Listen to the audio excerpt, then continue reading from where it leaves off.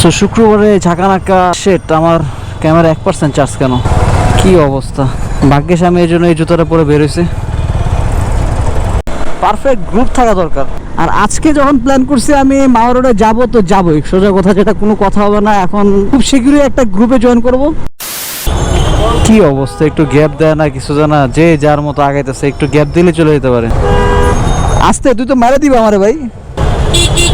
এই যাস না কেন? ও দাঁড়ায় রয়েছে, রিক্সাওয়ালা চাপাও না, দাঁড়ায় আছে।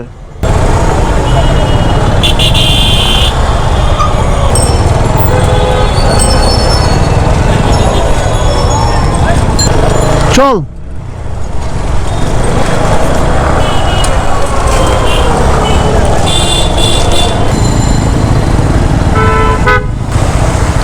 ঢাকা ভার্সিটির এই জায়গায় কালকের পানি এখনো যায় নাই। কি অবস্থা, দুইজন তিনজন নিয়ে। শুক্রবারে ঝাঁকানাকা সেট আমার ক্যামেরা 1% চার্জ কেন। এখন তো বাস, ব্যাটারিটা চেঞ্জ করা দরকার ছিল। কি পরিমাণ পানি, এই জন্য আমি প্লাস্টিকের জুতোটা পরে বেরোইছে।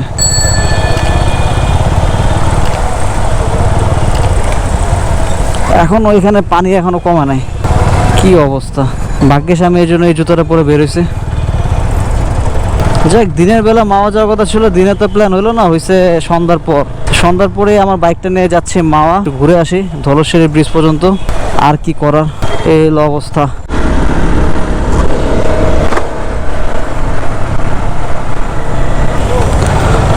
অবশেষে এর সমস্যা তার সমস্যা সব সমস্যা বাদ দিয়ে এখন আমরা যাচ্ছি ধলেশ্বরী। হয়তো মাওয়া পর্যন্ত যাওয়া হবে না, যাই ধলেশ্বরী পর্যন্ত। মানে একটা পারফেক্ট গ্রুপ না হইলে আসলে কোথাও মুভ করা যায় না, কারো না কারো ঝামেলা থাকেই। পারফেক্ট গ্রুপ থাকা দরকার। আর আজকে যখন প্ল্যান করছি আমি মাওয়া রোডে যাবো, তো যাবোই সোজা কথা, যেটা কোনো কথা হবে না। এখন খুব শীঘ্রই একটা গ্রুপে জয়েন করবো। পারফেক্ট গ্রুপ না হলে ট্যুর দিয়ে মজা নাই, নাহলে কারো না কারো সমস্যা লেগেই থাকে। এর সমস্যা, এখানে যাবো এখানে যাবো না, কত কিছু থাকে। যেও খানি ফ্লাইওভার এখন আছি, বাতাসটা ভালোই লাগতেছে। দিনের বেলা আজকে ওয়েদারটা খুবই ভালো ছিল, কিন্তু দিনের বেলা তো মানে কি বলবো আর, মানে একসাথে যদি 8-10 জন বাইক থাকে, এক একজনের এক এক মতামত, এই হারায় যায় তো এই হারা যায়। আর সাথে যদি লেডি ব্যাগে থাকে, পারফেক্ট রাইডার না হয়, তাহলে তো আরেক ঝামেলা। বাপরে বাপ, কত কিছু যে ঝামেলা থাকে। যে হোক, তাড়াহুড়া নাই, এত ওভারটেক করার দরকার নেই, রিল্যাক্সে যাই, আস্তে ধীরে যাই, একটু মানে কি বলা যায়, বাতাস খেতে খেতে যাই। আর কালকে যেটা বলতেছিলাম, কালকে 4V বাইক পানির মধ্যে চালায় আমি যে মজাটা পাইছি, এটার যে পারফরমেন্স, 4V একটা মাল। আপনাদের মানে আমি কি বলবো আসলে কথাটা, যে এটা আসলে একটা মাল। পরে ঠিকই রাত্রেবেলা গাড়ি দেখলাম, কিক দিয়ে স্টার্ট দিলাম, স্টার্ট নিয়ে নিচ্ছে, মানে সব হলো ওকে। আমার কাছে এই জিনিসটা ভালো লাগছে, বৃষ্টির মধ্যে 4V বাইক রাইড করে। মানে কালকে আমি যে মজাটা নিছি, উফ, মানে সাথে ক্যামেরাটা থাকলে আপনাদেরকে দেখাইতাম যে কালকে রাইড করে কতটা মজা পাইছি আমি কালকে।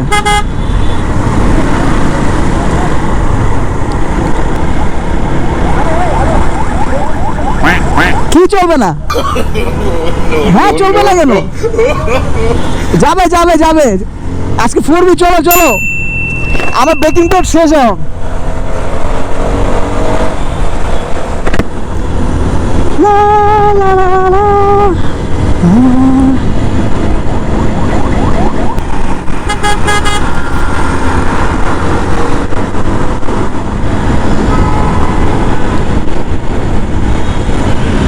ভাই রে ভাই, এটা যে টান, খাড়া টান, ওরে ভাই,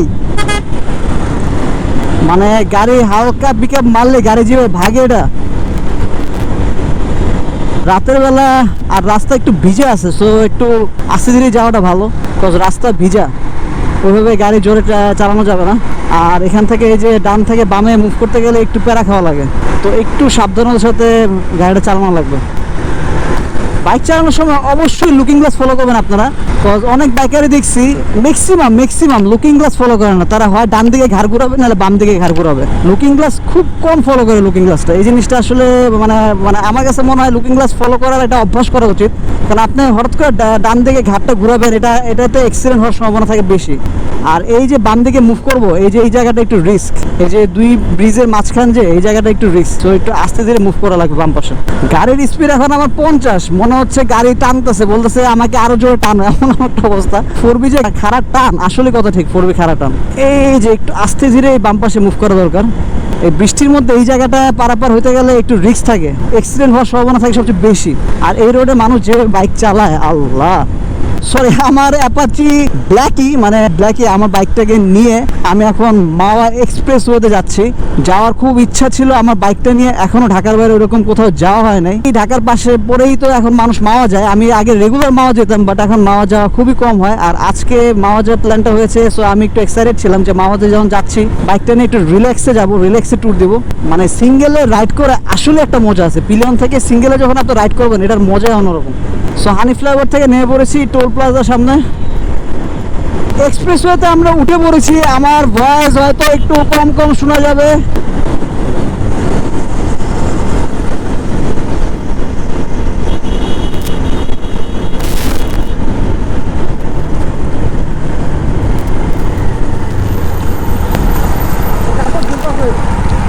কাপড়, ও কাপড়টা ঝুলাইছিলাম আমি, ভুলে গেছি আমি, আল্লাহ। চল চল।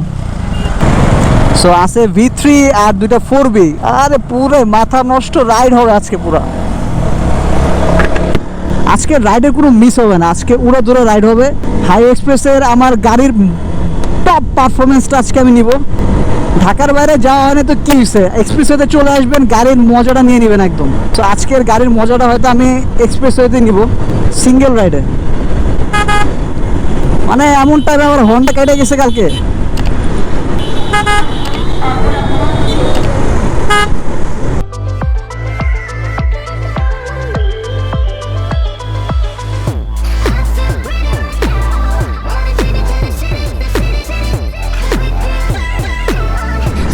এখন আছি পোস্তগোলা ব্রিজে আছি। আর যে ওয়েদার, বাতাস, ওরে বাবা রে, সেই বাতাস, সেই রাত্রে বাইক চালাতে মজাও লাগে আবার একটু ভয়ও লাগে। কজে বাস আর হলো সিএনজি মামারা যেমনে তারা গাড়ি চালায়, কোন সময় কারে মায়েরা দেয় ঠিক নাই, সো এই ভয়টা আর কি থাকে। আর সামনে বন্ধু আশিক, সে তার V3 নিয়ে একদম তুখাট বাইক চালানো শুরু করতেছে।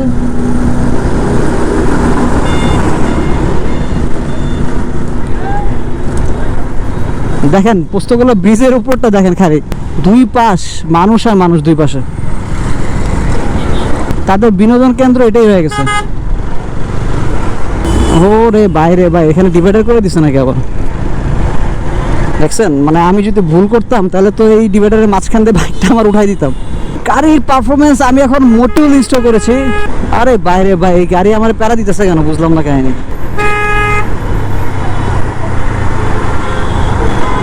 বাহ, সে খুব চাপাচাপি করে আমার আগে যাচ্ছে, আমি কাহিনী ঠিক বুঝতে পারলাম না।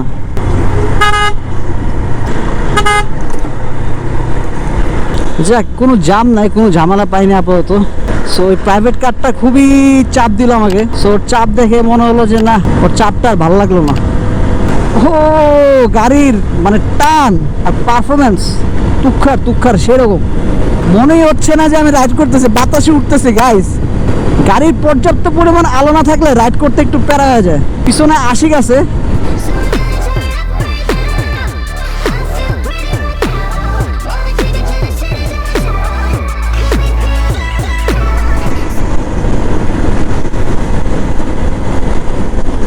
গাড়ি এত স্মুথ, মানে গাড়ি চালায় যে মজাটা পাচ্ছি আমি সিঙ্গেল রাইড করে, ও মাই গড। 4B রাইডে যে বলবে যে ভাই 4B রাইডে মজা নাই, বা 4B বাইক চালিয়ে যে বলবে মজা নাই, আমি বল ভাই আপনি বাইক চালাতেই পারেন না ভাই। মানে এটার উপরে বেস্ট বাইক কমিউনিকেশন সেক্টরের মধ্যে, মানে অ্যাপাচি RTR। আমরা আসলে এখন উপরে দিয়ে যাবো না, বাম পাশ দিয়ে যাবো। তো আমরা এখন বাম পাশ দিয়ে আসছি, কারণ আগে ঢলেশ্বরী ব্রিজে যখন ওই জায়গাটা আসতাম আমরা এখান থেকে পার হতে পারতাম, বাট এই ব্যারিকেডটা দেওয়ার পরের থেকে এই পাশে চার দোকান আর আসা যায় না। সো আমরা যাওয়ার আগেই বাম পাশে রাস্তা আছে, বাম পাশ দিয়ে নেমে দেন বাম সাইড হয়ে দেন আমরা এই জায়গায় আসছি। কারণ আমরা ঢলেশ্বরী ব্রিজে এখানে আসবো, এখানে আড্ডা দিব, চাটা খাবো। আর দেখেন এই জায়গায় ভালোই মানুষজন আসছে, এবং এই ব্রিজ পর্যন্তই দেখা যায় মানুষজন অনেক আসে। তো এখানে এই জায়গাটা খালি আছে, তো আশিক এই জায়গায় বাইক ঢুকাইছে, আমি ওই জায়গায় বাইকটা ঢুকাই দিলাম। আল্লাহ, বাহ আমি এনে ডাবল স্ট্যান্ড চাপ দিছি, শ্বাস করে ঢুকে গেছে ডাবল স্ট্যান্ড, ডাবল স্ট্যান্ড ঢুকে গেছে আমার এই জায়গায়। এই জায়গায় তো স্ট্যান্ড করাও প্যারা, নিচে একটা পলিথিন দিয়ে তারপর স্ট্যান্ডটা করি। ওরে বাবা, এতে লাভ নাই।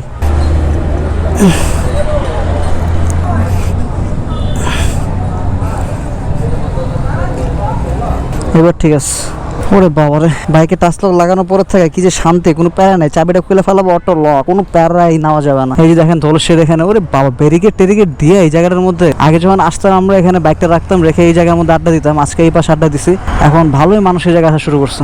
উইন্টারে আসতে হবে এই জায়গায়, উইন্টারে এই জায়গাটা কুয়াশা আর কুয়াশা থাকে, উইন্টারে দেখে আসবো এই জায়গায়। এই যেখানে ভালোই মানুষ আড্ডা দেওয়া শুরু করছে, আমরাও আসছি, দেখি বসে আড্ডা দিই, সবাই কিছু খাই, খিদাও লাগছে।